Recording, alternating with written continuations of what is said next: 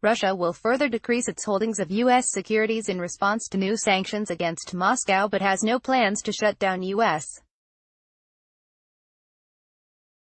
companies in Russia, Finance Minister Anton Siluanov said on state TV on Sunday, RIA news agency reported. On Friday, Prime Minister Dmitry Medvedev said Russia would regard any U.S. move to curb the activities of its banks as a declaration of economic war and would take retaliatory action.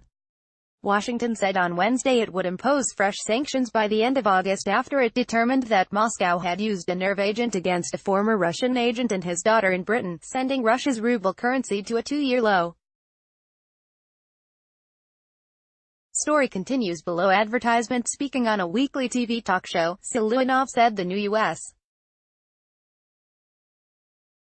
sanctions, some of which could restrict purchases of Russian government bonds, were unpleasant but not fatal. We have lowered to the minimum level and will further decrease our investment in the U.S. economy, in the U.S.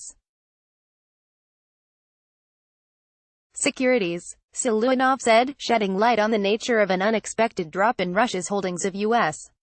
Treasury bonds. Russia has ditched its holdings of U.S. Treasuries in the past few months as relations between Moscow and Washington have deteriorated, data showed last month.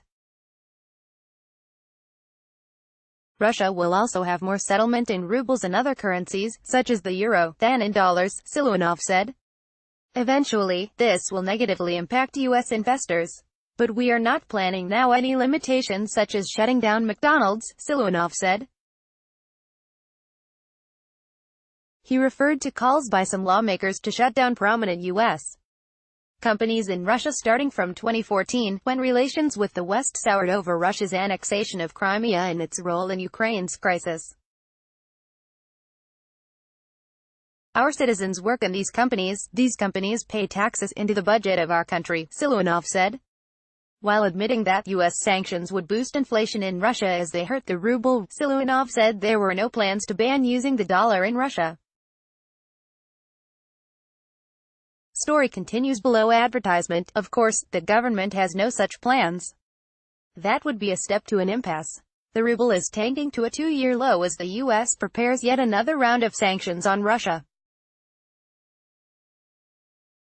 But the Kremlin says its financial system is stable, and the political effects in Moscow are less clear. Reuters.